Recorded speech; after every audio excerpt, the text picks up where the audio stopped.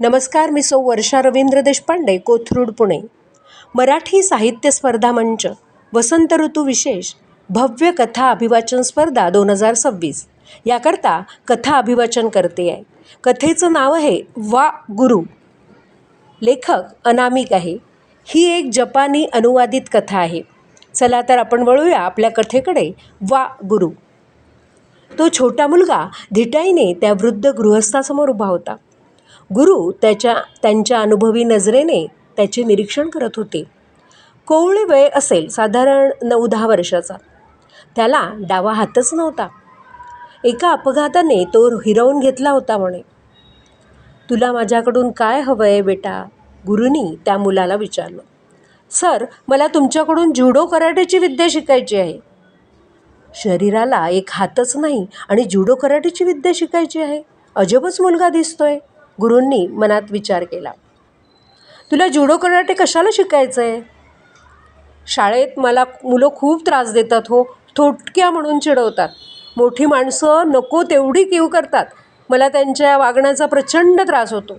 मला माझ्या हिमतीवर जगायचं आहे. कोणाची दया नको आहे. हात नसतानाही मला माझे रक्षण करता आलं पाहिजे, तो मुलगा आतुरतेने म्हणाला. ठीक आहे, पण मी आता तो शिक्षण देणारा गुरु राहिलो नाही रे.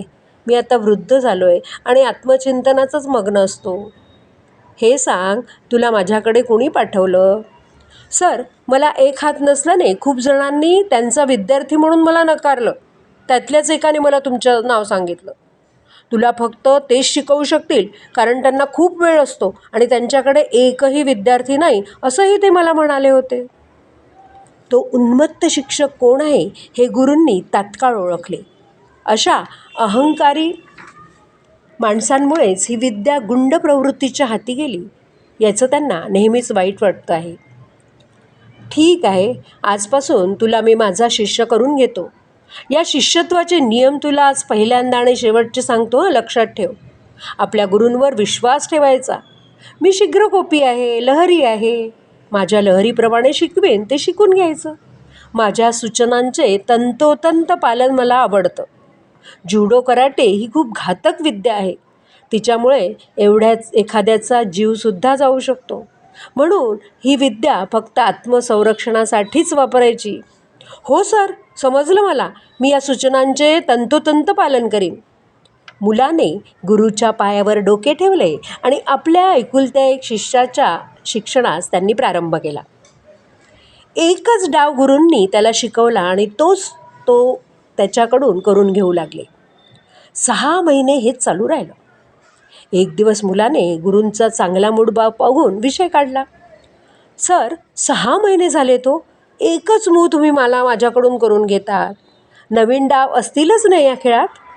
आहेत ना, अरे अनंत डाव आहेत. ते आत्मसात करायला तुला तुझं आयुष्य कमी पडेल. पण तुला मी शिकवतो आहे त्याचीच गरज आहे तुला, आणि इतकंच तुझ्यासाठी पुरेसं आहे. गुरुवचनावर विश्वास ठेवून तो शिकत राहिला. बरेच दिवसानंतर जुडोच्या मॅचेस जाहीर झाल्या, टुर्नामेंट्स जाहीर झाल्या. गुरुने आपला एकमेव शिष्य त्यात उतरवला. पहिल्या 2 सामन्यांमध्ये पहिले 2 सामने शिष्य सहज जिंकला. पाहणारे आश्चर्यचकित झाले. एक हात नसलेला मुलगा जिंकलाच कसा? कोण गुरु असावा बरं याचा? तिसरा सामना अवघड होता. त्या मुलाच्या सफाईदार आणि वेगवान हालचालींनी तो सामना त्यानेच जिंकला. आता त्याचा आत्मविश्वास बळावला.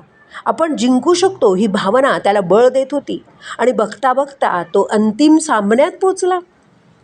ज्या शिक्षकाने त्या मुलास म्हाताऱ्या गुरूंकडे पाठवले होते, त्या अहंकारी माणसाचा शिष्यच त्या मुलाचा अंतिम फेरीतील प्रतिस्पर्धी होता. प्रतिस्पर्धी त्या मुलाच्या मानाने खूपच बलवान होता. वयाने, शक्तीने, अनुभवाने सरस होता. कोवळ्या वयाच्या पोराला तो एक धूळ चाळणार हे स्पष्ट दिसत होतं. पंचांनी एकत्र येऊन विचार केला. जाहीर केलं, हा सामना घेणं आम्हास उचित वाटत नाही. प्रतिस्पर्धी विजोड आहेत, एक बलवान आणि एक दिव्यांग. हा सामना मानवतेच्या आणि समानतेच्या दृष्टिकोनातून आम्ही थांबवू इच्छितो. प्रथम जेतेपद विभागून देण्यात येईल, अर्थात दोन्ही प्रतिस्पर्धी तयार असतील तरच, पंचांनी जाहीर केलं. मी या चिरगुट पोरापेक्षा श्रेष्ठ आहे या दुमत असण्याचे कारणच नाही, तेव्हा मला विजेता आणि याला उपविजेता घोषित करा, तो उर्मट प्रतिस्पर्धी म्हणाला. मुलगा देखील तरतरीतपणे म्हणाला, मी लहान असेन तरी मला हे टाकलेले उपविजेतेपद नको आहे. माझ्या गुरूंनी प्रामाणिकपणे लढण्याचं शिक्षण दिलं आहे मला. मी ठरलेला सामना खेळून विजेतेपद मिळवीन. हे ऐकून प्रेक्षकांनी टाळ्यांचा कडकडाट केला.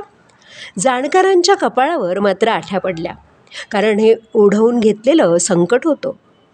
थोडं कमी जास्त झालं तर एखादा अवयव गमवावा लागला असता त्या मुलाला. मूर्ख मुलगा, काही लोक पुटपुटले देखील.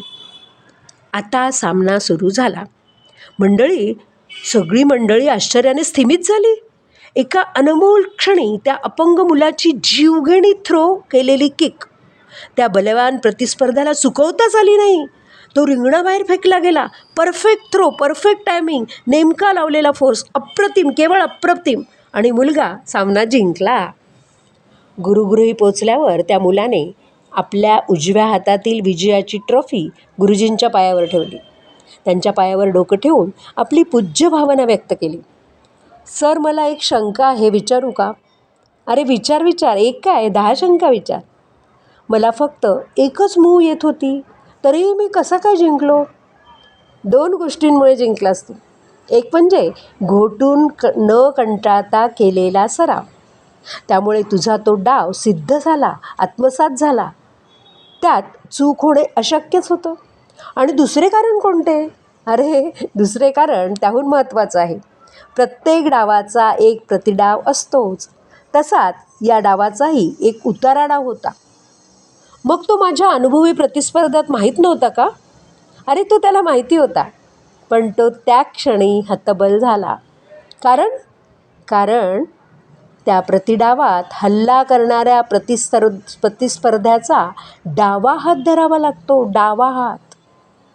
आता तुम्हाला समजलं असेल की एक डावा हात नसलेला मुलगा कसा जिंकला. ज्या गोष्टीला आपण आपली कमजोरी समजतो, तिलाच तो आपली शक्ती बनवून जगायला शिकवतो, विजयी व्हायला शिकवतो, तोच खरा गुरु.